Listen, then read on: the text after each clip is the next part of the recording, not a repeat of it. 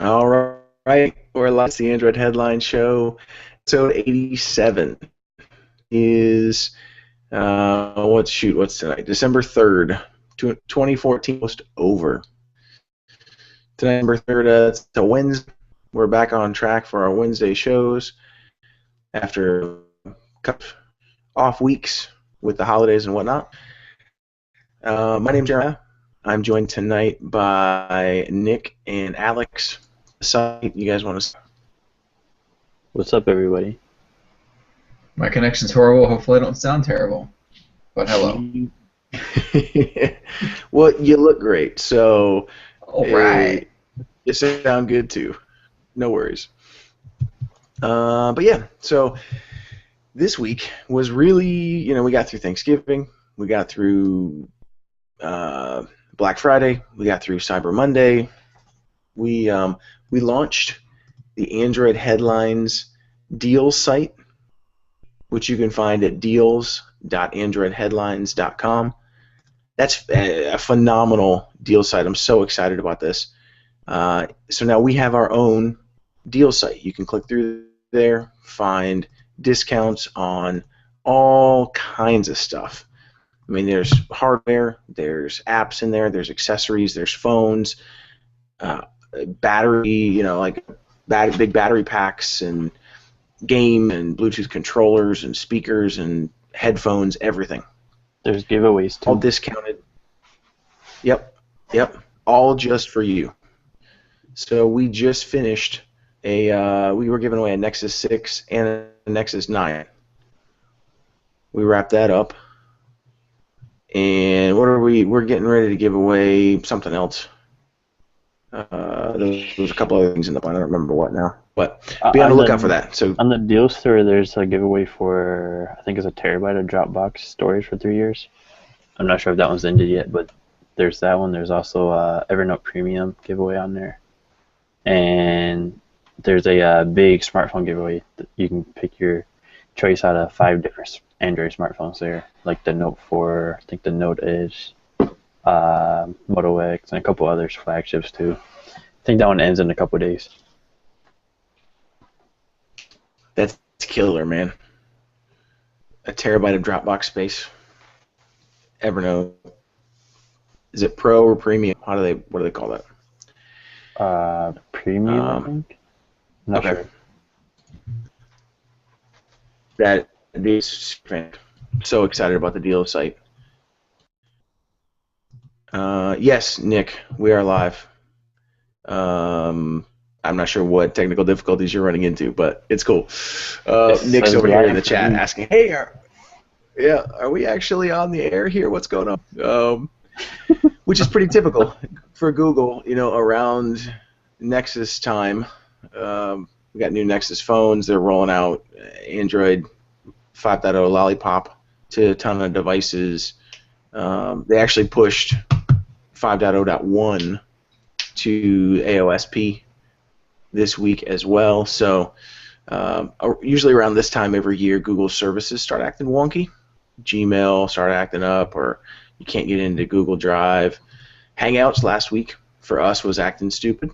We thought we were gonna have to can the show again, and then we ended up getting started late. So Hangouts apparently is due it again this week. So we're live. No worries.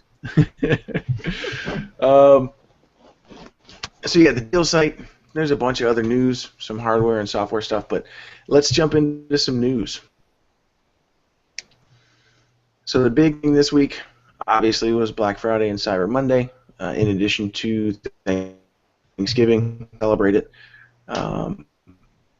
The deal site is live now, and we saw there was a whole bunch of really good deals on stuff for Black Friday and Cyber Monday. But the other thing that I was excited about this week, we were able to confirm that on next week's Android Headline Show, we're going to have Will Choi.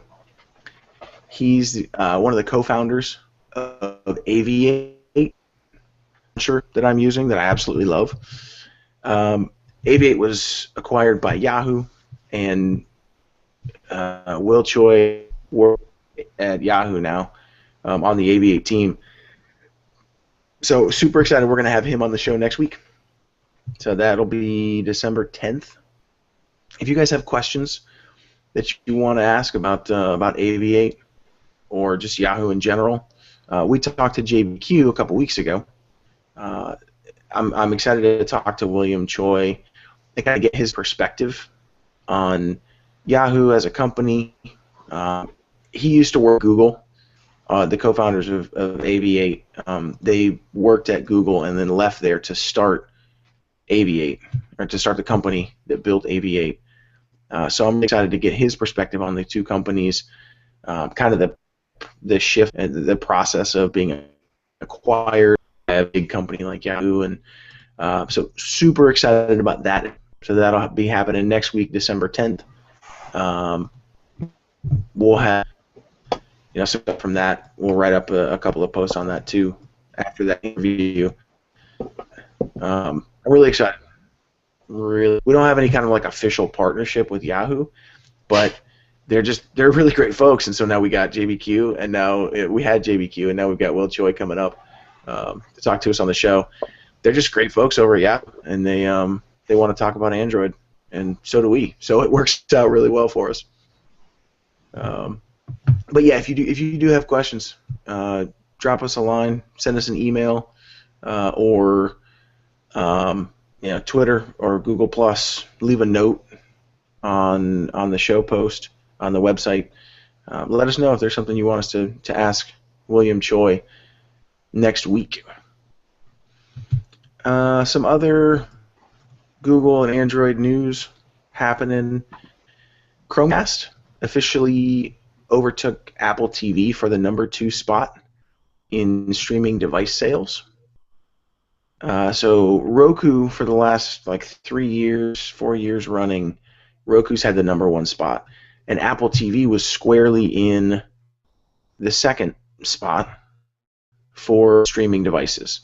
And then there were a whole bunch of there were like Sony, Google TV boxes, and the Amazon Fire TV climbed up this year in 2014 since it's been released. But Chromecast too. Chromecast climbed all the way up to #2.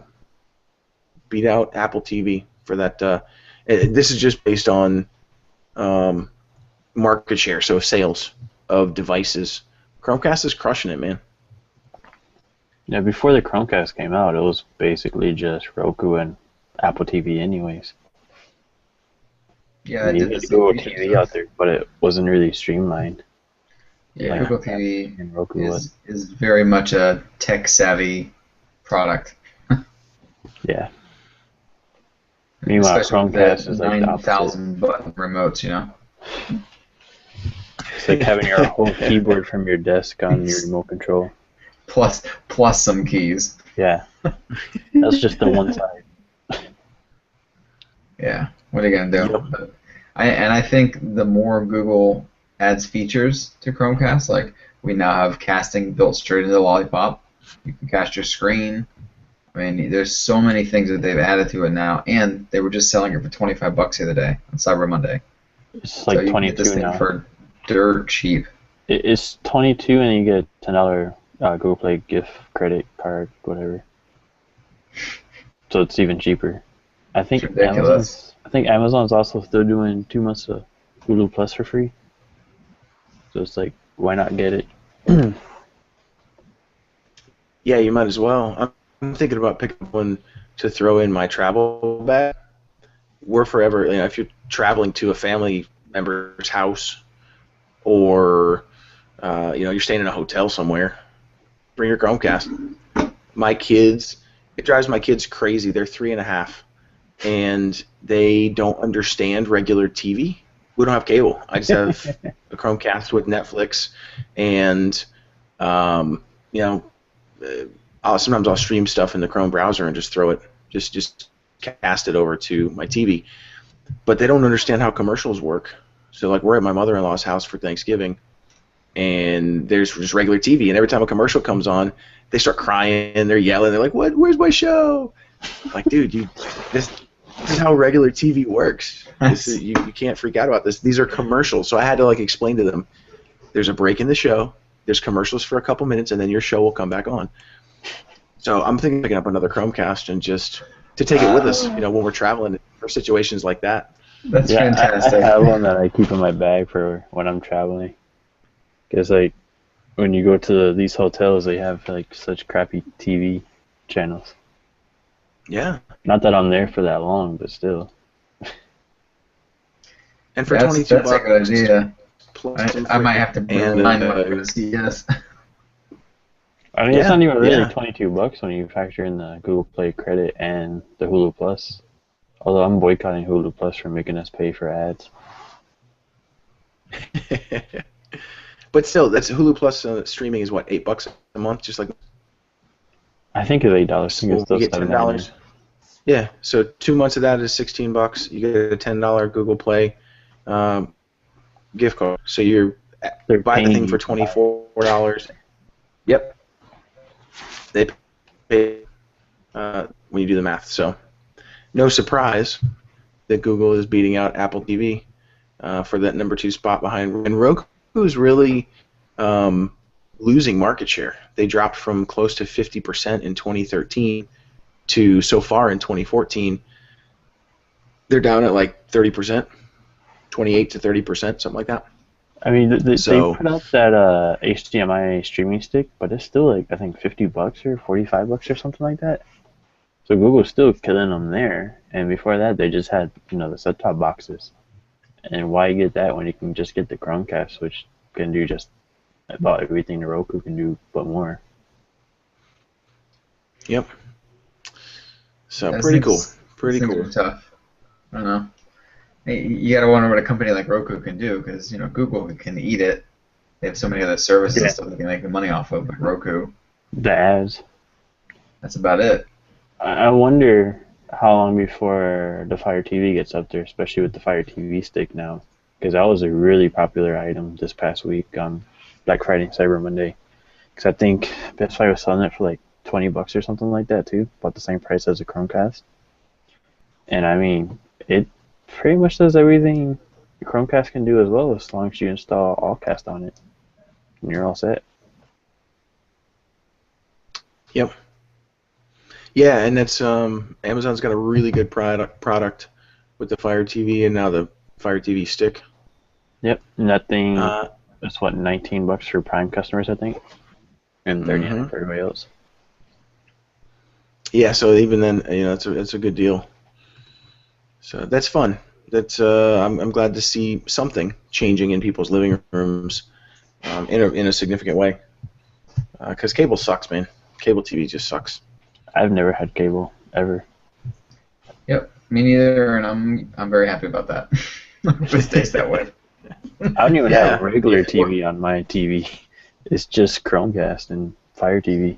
Yeah, I tell you what, I really hope some of these major networks start jumping on this stuff, because without going into a long story, on Thanksgiving Day we tried to watch the parade, and the only TV I have is over the air. So I turn on the news, works fine. As soon as the parade starts, bam, no signal, doesn't work. It took me a half an hour to find some crappy 480i stream on the internet. So I had to watch this really poor man's version of the parade, and I was so ticked off because it's like, how hard is this? I have a Chromecast, I have a computer, it's not on YouTube, it's not on anything. There's no official stream. Like, what are these people dragging their feet for? Get with it. Yeah, that's how I had to watch all the sporting stuff I watch. I had to watch it through a site like that, and it's just so bad. Either the sound is super loud. Yeah, some real shady site. Yeah. Like you're not ever gonna get a virus or something, That's what Ad Blocker Plus is for. Yeah. But yeah, you're right. They need to jump on it. It would not be difficult. It would actually be super easy to sell ads against the internet and make generate some money that way. But they're so set in the old way of TV. Yeah, it makes it difficult. If you just got all the sports, NFL, baseball, basketball, everybody, just put together a package so you can, subscribe $10, $15 a month for it, I'd be fine. So as long as it's HD, 720p or a 1080p. I'd pay for it. Mm-hmm. I would absolutely pay for it. Also, but I'm not paying for. Yeah, but I'm definitely not paying $100 a month or more for cable TV. Like it's not worth it. So, Amazon coming on with their Fire TV and the Fire TV Stick. They are looking at maybe making a new Fire Phone as well, and this I don't get at all. It's phones. Yeah, multiple phones. You're right. So they're. I don't know why. Yeah, I don't know. Because they got the money and they can. But the first one was such. The Kindle Fire. The Kindle Fire sells really well for them. I don't know if it's just because it's just a tablet, but compared to the phone, even when they put it down to $199, which they tell me that's a totally different Fire phone than the one that they're selling on AT&T. Technically, it's the same one. They just unlocked all the bands because it's got like a Snapdragon 801, I think, in there.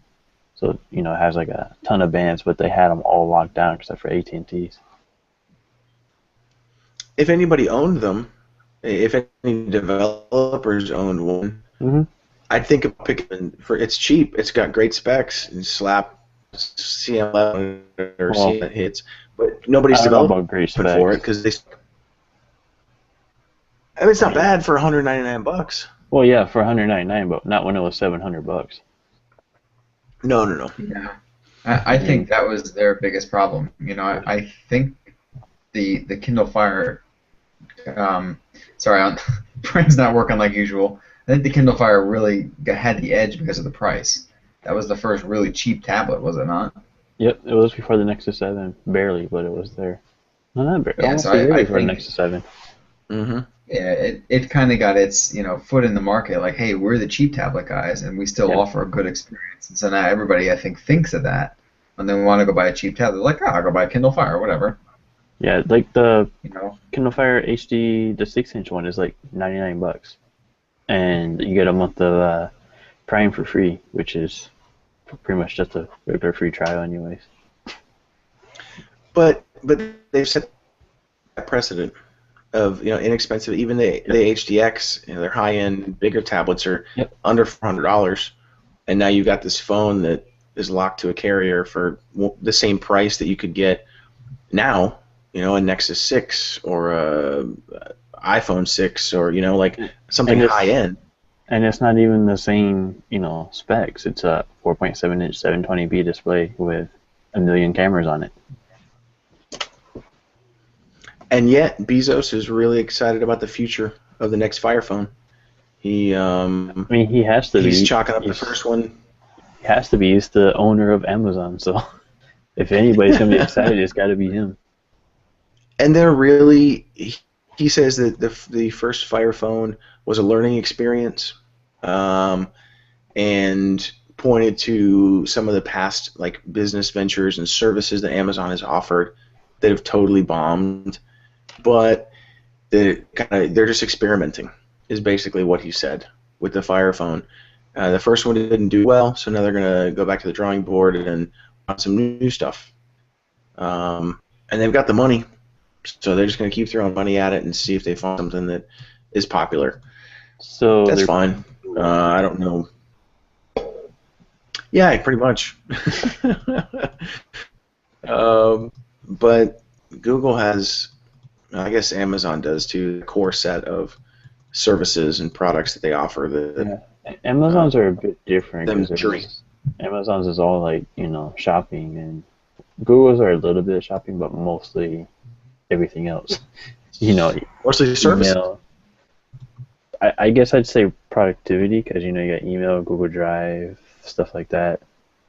Amazon doesn't have their own email service, as far as I know. They might be working on one. Nope. You can roll your own and rent space on their servers. Rent bandwidth from them, but. If you're a hardcore Prime user, the Kindle Fire, the HDX is a really good tablet. I reviewed the 8.9-inch one, I think, last year. It was really nice. Only thing for me was Google services. Right, and that's what it comes back to. No Google services. Yep. I really Well, like the Fire TV. I mean, even without the Google services, it's still a great device. I can still use Showbox using the all-cast receiver on the Fire TV, so that's all good. and the difference there is um, you don't need access to as many apps on streaming device. You can just sideload a couple of apps like Allcast You and don't have make to it work sideload well that for one. you. It's in the App Store. Oh, is it? Good. Yep. Okay. I haven't sideloaded anything on Even, my Fire TV. even if you had to sideload it, it's not as big a deal. Whereas with the phone, Yeah. there are all kinds of apps that I would want to sideload, and then you're not getting regular updates through the Play Store, and so it's a debacle. But they're Yeah. still working on it, so. When I had the Fire Phone, I had Dropbox on there, and it was like 3 versions behind the one on my Android phone. I don't remember what phone I was using at the time, but it was pretty far behind. And that gets frustrating. But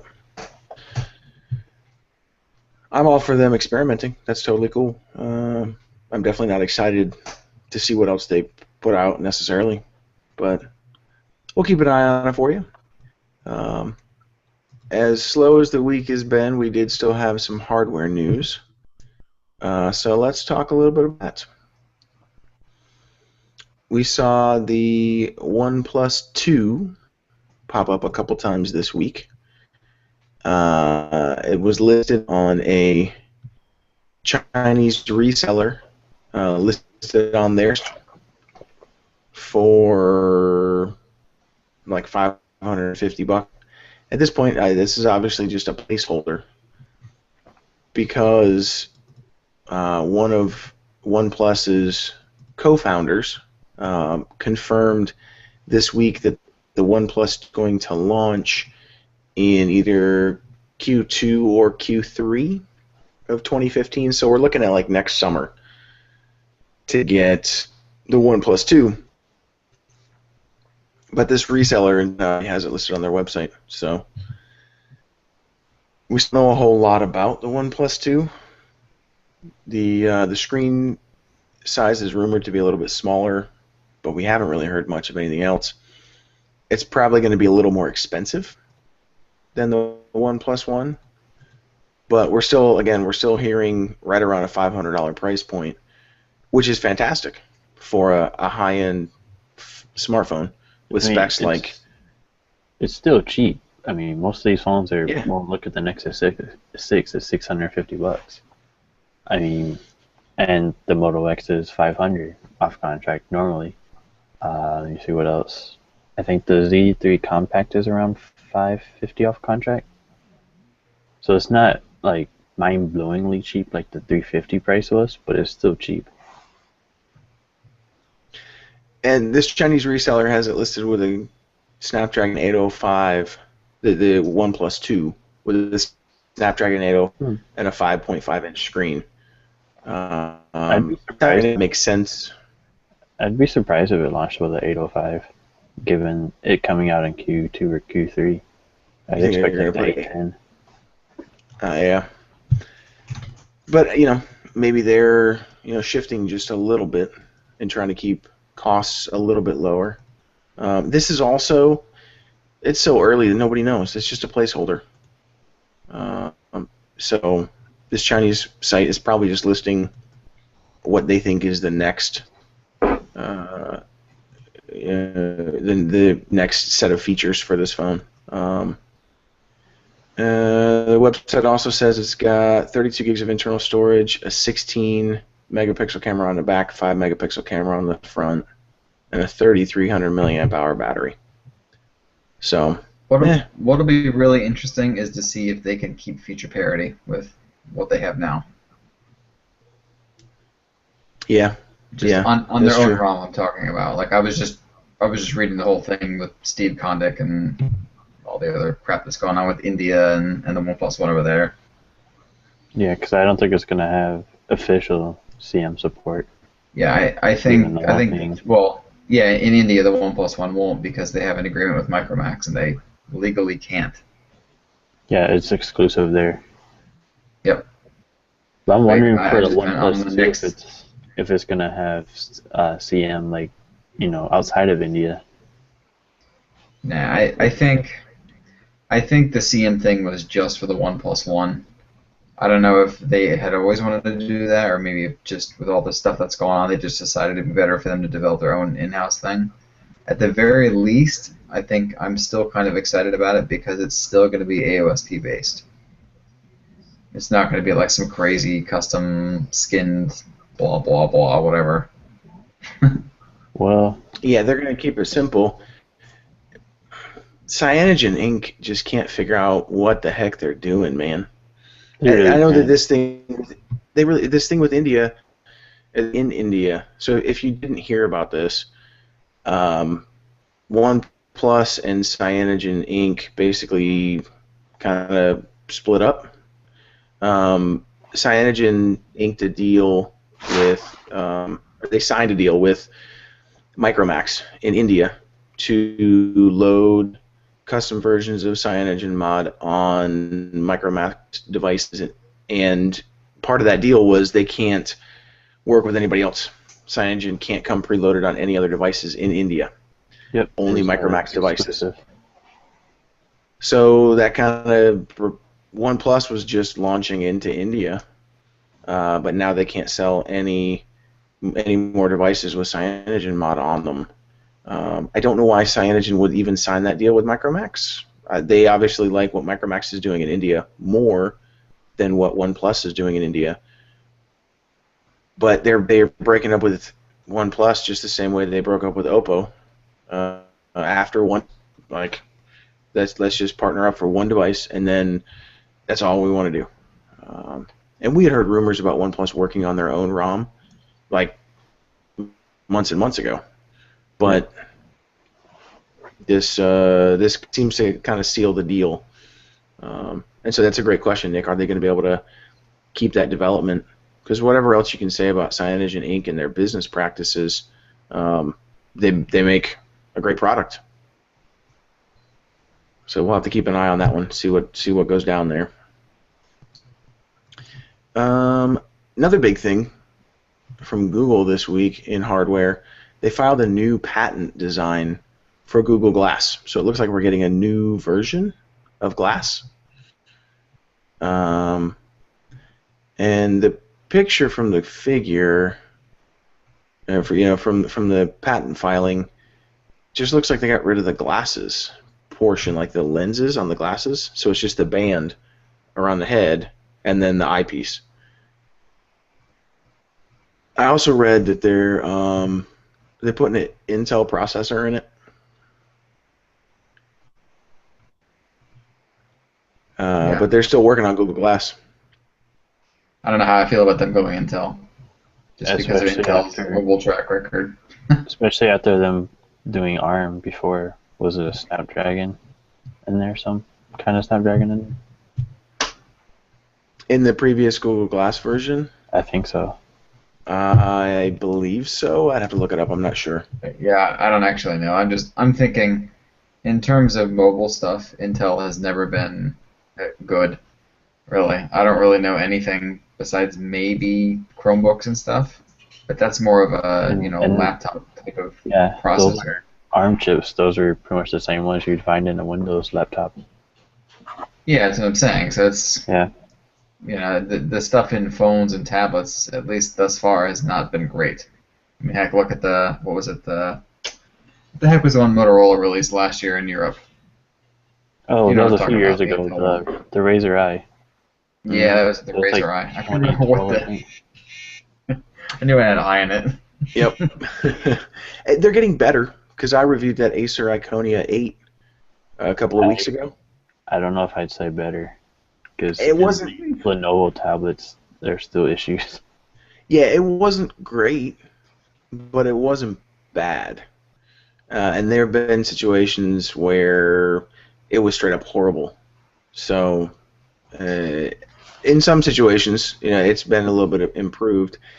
I'm not necessarily excited about it, but we'll see. Yeah, on those Dell Venue tablets, the 8 and the 10, they have Intel. I forget which one it is.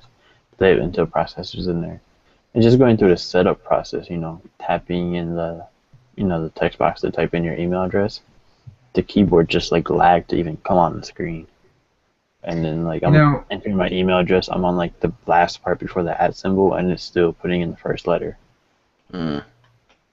I almost wonder if a lot of this stuff is because Qualcomm owns the market. I mean, they own such a huge percentage of the market. I wonder if it's just that, Android and a lot of these apps and stuff are really only designed to run well on Qualcomm chips.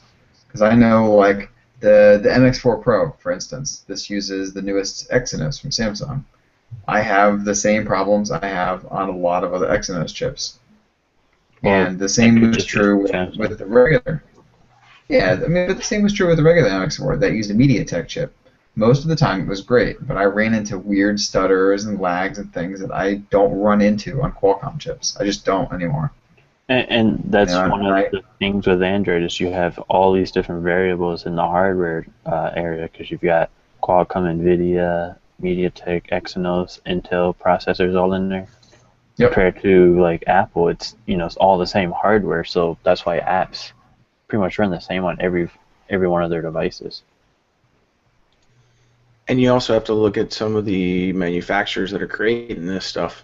Yep. So now with the new version of Google Glass, if it's running on an Intel chip, Google has developers and engineers that are going to make sure that it's working well. That the software is optimized for the hardware. When we're talking about Chinese smartphones or Lenovo or Acer tablets, they're just putting together some hardware, slapping Android on it, making sure it boots up, and then shipping it for $150. So they're not really optimizing the software. And so you're right, Nick. There's an element of like it's kind of Qualcomm's world, and so by default, the software just runs better on Qualcomm chips. Yeah, and I guess the silver lining with Glass is it's not Android. It's a custom OS just for Glass. So you're right. If they're going to make new hardware, they're going to design the software around that because now they're only going to have 2 hardware configurations, not 6 million. Yep. The focus for so long has been, I shouldn't say for so long, the focus recently has switched to Android Wear, and Glass has kind of gotten pushed to the side, Consumers seem to be taking to smartwatches a lot more than they ever did with Google Glass, and so I think part of that's the price too. Sure. Well, yeah, for sure. But I still think the creep factor plays in too. Yeah, if you had Google Glass for $200 and any Android Wear watch for $200, way more people are going to buy an Android Wear watch. Just because there's that stigma, there's that creep factor, like you said, Nick. Yep. But I'm glad that they're still working on it because I think it's a super cool product. I think it has its uses. Like we've seen, doctors using it for surgery and stuff like that. And it'd be really nice to, have doctors recording that for med students and stuff. They could see firsthand how to do a specific surgery and stuff like that. And even in sports, I think they had some coaches wearing it during some games. Probably can't have players wearing it because it would probably get damaged. But no, they were. Was it the Pistons? Who was it? There was a basketball team. Might have been the Rockets. They was wearing them on the sidelines, so not in the game, but still pretty cool. Because you get that video angle that most cameras won't be able to get, or camera guys won't be able to get. Or they could just strap like the HTC Re camera to their forehead and just go about it. I think you should get 2, one on each side. So you can kind of point around this way. Get the red one. Ridiculous. Yes, little devil horns. Right on Too bad it only works for an hour and 40 minutes before I have to recharge it, though. So that'll be interesting to see what's up with Google Glass as Google still works on that. Was there any other hardware stuff this week? That was all I could really dig up. I don't remember there being a whole lot. Galaxy S5 is getting Lollipop in Poland right now. Yes, so that's a good switch to some software and apps. Lollipop is rolling out to a bunch of devices. So LG first announced it in Poland as well on the LG G3. Motorola actually got it out first, even though LG announced it first. Motorola got it out first to the Moto X, and now they're testing it on the Moto G in India. It's out for Nexus devices, obviously, and it's also Lollipop is rolling out to a lot of Google Play Edition devices. So the HTC One might be the only one that doesn't have it yet. I saw that was delayed. The S4, I don't think has it either. Yeah, and I know for sure the M8 it was delayed. Yeah, so the HTC One M8 story. But it's rolling out to the Xperia Z Ultra, GPE, the LG G Pad 8, the 8-inch tablet. So it's pretty easy to get a stock version of Android on a stock device, you know. This isn't rolling out necessarily outside of now Samsung and LG testing it in Poland. Why Poland? That's weird. I don't know, this has happened before. The Galaxy S5 that Samsung's rolling it out on is the Exynos one, not the Snapdragon. So that doesn't really do anything for us. Well, pretty much everybody in the LTE market, not just the US. But the G3 doesn't run on an Exynos chip. I know. I don't know. So, I'm guessing they're rolling it out outside the US first because of the carriers, just so they can sit it first. It's absolutely because of the carriers. How it happens. Yeah, the carriers will delay it. Yep. But I'm wondering what's different specifically about Poland. I don't know. Because you're right, Nick. We've seen this before in Poland first. Yep. You'd think they do South Korea first. I mean, that's where they usually launch first. Because that's their hometown. Yeah. I know LG did the KitKat update for the G2 in Korea first last year, so I don't know why they did Poland this year. Mm-hmm. They probably just spin the wheel and choose the country that they're going to start in. Yeah, maybe. Yeah, just put a map on the wall and blindfold somebody and throw darts at it, and Poland just happens to be right in the middle. I don't know. Who knows? So, but yeah, 5.0 Lollipop is hitting a lot of devices, and it'll be hitting a lot more as we roll into December and then into the new year. A lot of manufacturers are promising it just after the first of the year, so January, February timeframe. Yeah, there was a French carrier today that said the Note 4 is getting it in January, but that's in France, so the US will probably be a lot later. Probably like March-ish time frame. Because I believe the one in France is also an Exynos version and not the Snapdragon. Probably being over there.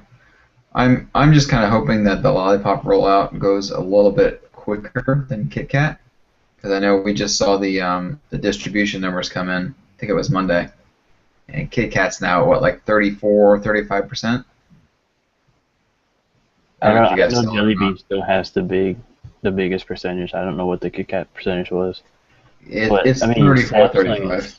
Samsung is still rolling out KitKat to the Note 3 in some areas. But yeah, I'm hoping it hits a lot faster, for sure. It's just crazy, though. Like, we're a year out, and it's still only on a third of devices. I'm like, you know. Yep. And some of it's manufacturers, and some of it's the carriers. Yep. Yeah, but, I mean, a lot of it's still the carriers in the U.S. The fact that, you know, you're going to see it in Europe and in South Korea, and then 90 days later, we get it here in the U.S. because Verizon and AT&T have to test it and test it and test it. And then roll it out and pull it because there's something broken. Right, because they got to go in and putz with it and mess it all up. That happens a lot with Samsung on AT&T, though. Like, no other manufacturer has that issue on AT&T, where their updates get pulled like within a day of rolling out. Yeah, but it does happen to other carriers. Yeah. With other devices. AT&T a whole lot more. Yeah, yeah. Cue the iOS 8 update. Right. Yeah, that was a huge one, and the carriers that was funny because it just killed everything. That was impressive. I don't really know how that one happened. Yeah. I mean, no cellular connection. The fingerprint reader was dead. I wonder if the whole home button was dead. That would be awesome. Dude, yeah, it was crazy. There was a lot of angry people about that. But they always got a putz with stuff. Even the Droid Turbo. If you look at that, man, that's essentially the Moto X, but Verizon screwed it all up. Same thing with the Sony Z3V. Look at camera samples of the Z3V, even versus the Z2. Not even up against the Z3, and they putzed with the software, and the cameras, the pictures don't come out as well because they got to go in and mess with stuff. And with Sony, they probably just messed up the whole camera. Yeah. I looked at a comparison now. I looked at comparisons of both the Z2 versus the Z3V on Verizon and the Z3 versus the Z3V. And both the Z2 and the Z3 beat out the Z3V on Verizon. It's the same hardware. It should be the same software, and yet Verizon did something to mess with it. And the Z3V, the pictures from the Z3V aren't even bad. I mean, they're just not as good as the Z3 and the Z2. Yep. I'm going to have to look this up. I never heard of this. Yeah, and again, I haven't either still. The Z3V still has a good camera. You know, it's still one of the better. It still outbeats the Moto X and probably the Nexus 6. Yeah, it is. It's fantastic. I've been super happy with the camera on the Z2 also. Yeah, Sony's cameras are really good. Even on the Droid Turbo is really good, especially like HDR at night. Man, those pictures are awesome. But they just got to putz with it, man. It didn't. It's no good. Because if you put your SIM card in the Nexus 6, it'll just auto-download those bloatware apps. Which with the T-Mobile SIM, it only downloads the two on my account, which I don't mind that app. Yeah. Speaking of Nexus and Verizon, not to get too off track, do you know if you can just drop the Verizon one in there and it'll work? Yeah, I've done it. I did with the Droid Turbo SIM. Okay, because I was thinking that was the case because somebody was asking me today. And I ended up just telling them to get a Droid Turbo because I wasn't sure and I couldn't find anything on it. I would still recommend that too, unless they really want a big screen. Yeah, I mean, they didn't care, but I figured it would be better on the Droid Turbo once you get Lollipop and plus the camera. Yeah, absolutely. And that pixel density is just insane. What is it, like 6 million per inch? Maybe that's why it lags, even though the specs are better than the Moto X. Again, Verizon got the putz with it. It's also a 2K display. So yeah. I think if they had kept the 1080p, that battery life would be really amazing, especially at 3900 milliamps. Yeah.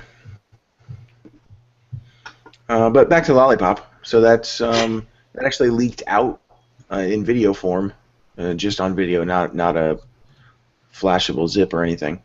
But it leaked out for the Note 4, and we also got word that Google will be releasing it for the Nexus 4 pretty soon. So, Lollipop, all the devices. Yep. Anything else you guys want to talk about? Anything big that I missed this week? Well, I was going to say 5.0.1, but that's not really big.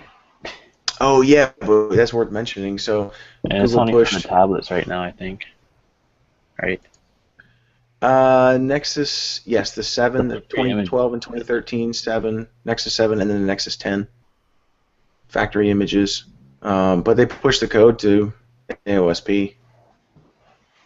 So, do we have a changelog yet? Because I don't have it on the Nexus 6.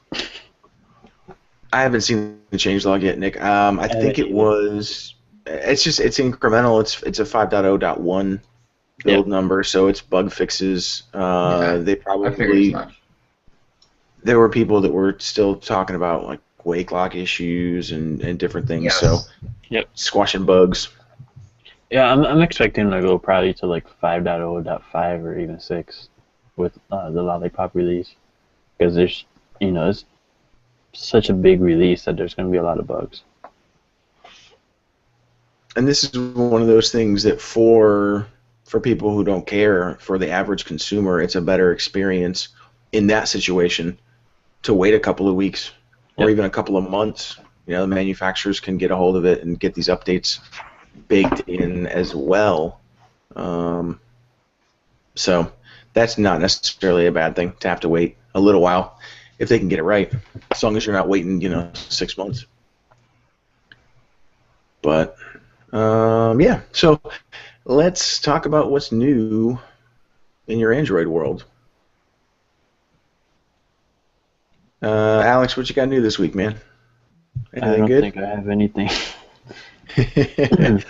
So tell me about all the stuff you ordered on Black Friday or Cyber Monday, because I know you went crazy. You bought all kinds of stuff. I didn't go that crazy, but I bought a Moto X. Should be here Friday. I actually bought some Lion stuff because Lions are actually winning for like the first time ever. It's not really a whole lot of other stuff I bought. I talked about the Yogas last week, didn't I? The huge 13-inch Yeah, the big tablets that you can hang on the wall. Yup. With a projector. And I have something coming from AT&T tomorrow. I have no idea what it is though. So Surprise! I think it might be a Note Edge, but I'm not sure. Oh, that would be nice. Oh, dang. It would be nice because I have some Note Edge cases to review. And no phone to put it in.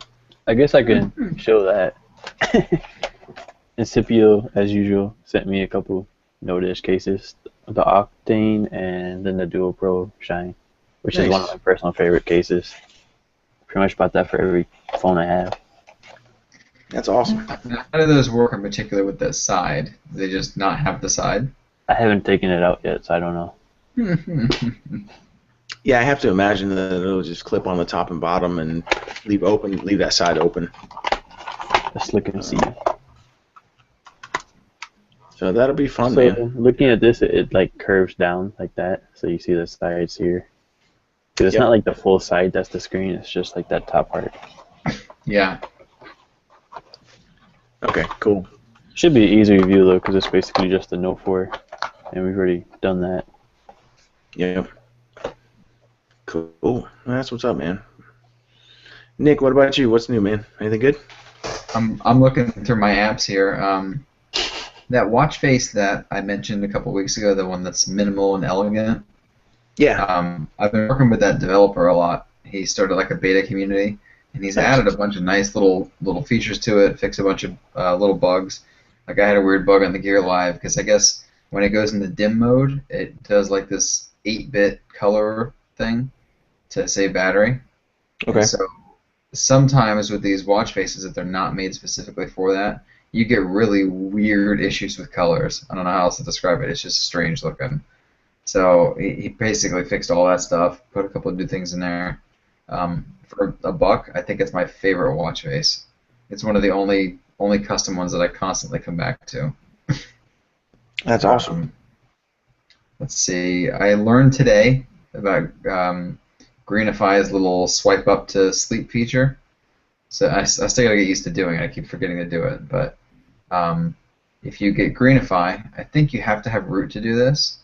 Although I don't know, maybe not because it's just an action. So when you're swiping up on the home button to go to Google Now, it will pop up a little thing like normal, asking you what you want to set it as default.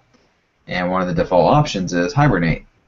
So you literally just click that, and then swiping up from the home button now makes it sleep. So if you have double tap to wake, you literally don't ever have to use your power button, which I thought was cool, especially if you're worried about, I don't know, your power button breaking at some point or something like that, because that's not unheard of,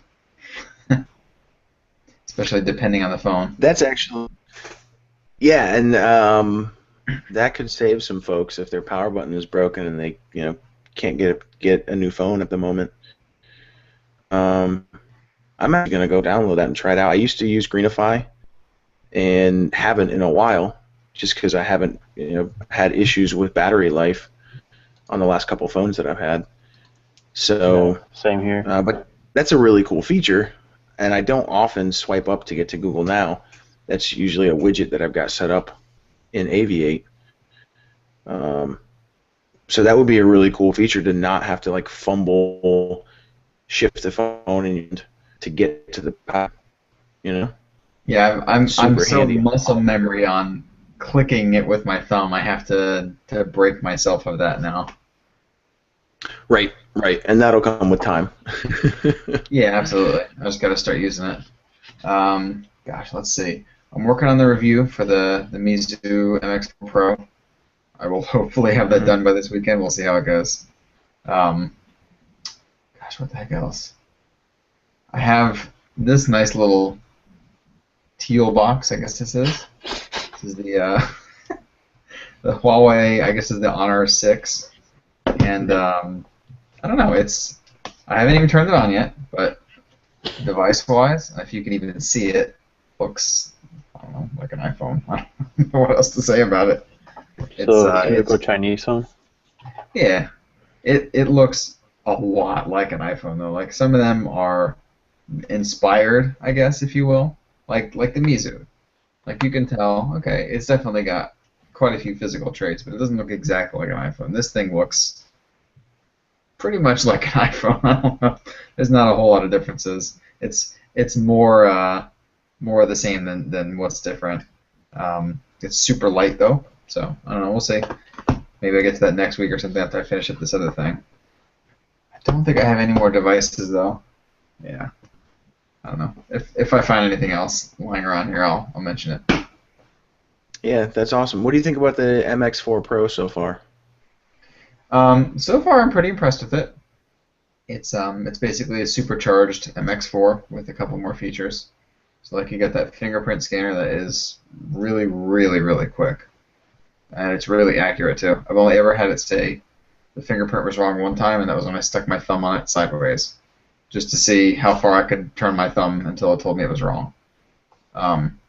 And when you're setting the thing up, you have to do it in a whole bunch of different parts of your thumb anyway. So I think it kind of takes that into effect. And this is a thing that I was talking about earlier with like the Exynos versus the MediaTek chip. The camera seems like it's slower on this than it was on the other one. Like the shutter has a noticeable delay when you click it. Yeah, So I noticed I had a delay, but I didn't really use the MX4 that much, so I couldn't really tell the difference. Yeah, the original MX4 really only had a delay when you were using HDR, and it made HDR kind of unusable because of the delay between shutter, and this is kind of the same thing. It's just super, super slow shutter. So, I don't know. We'll see. Maybe I'll get some good shots out of it. As long as it's your setting is stationary and nothing is moving, you'll be okay. Basically.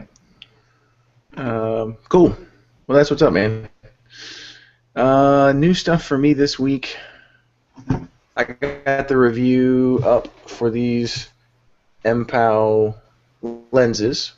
So it was a fisheye, a wide angle, and a macro lens. Those are fun, man. Nothing life-changing, but something fun to kind of play with the camera on your phone. I'm working on a review for a selfie stick that MPOW sent me. I have no need for a selfie stick ever in my life, but whatever. I actually have one of those coming from, I don't even know the name of the company, but they asked me if I wanted it with some other stuff, so I said sure. Yeah, it's kind of ridiculous. It's just a stick. You put your phone in it. It's got a button to take the picture, and so you can kind of get like a big, if you got a big group of people or something behind you. I don't take a lot of selfies anyways. I don't care, but whatever. The one that they're sending me actually has, like the regular tripod mount for a regular camera, like my Sony RX100. So I think that would be pretty useful for like at Mobile Congress and stuff, because I can control my camera from my phone, so I can get those high-up shots. Yeah, that would be cool. That would be cool. That's the biggest reason why I said sure, send it over. Yeah. If you got a use case for it, awesome. I don't. Yeah. MPOW also sent me the Muse Touch, M-U-Z-E, Touch Bluetooth headphones. So these are wireless headphones. They run for, I think they're $70 on Amazon. They're pretty bass heavy, which is not necessarily my thing. Like the bass kind of overpowers everything else, but they get really loud. So if you like a lot of bass, they're actually, the touch controls on the sides are really cool too. So changing tracks, you just kind of slide your finger across it to go back and forth. Volume up and down, you just slide your finger up across this thing or down to turn the volume down. So they're pretty cool.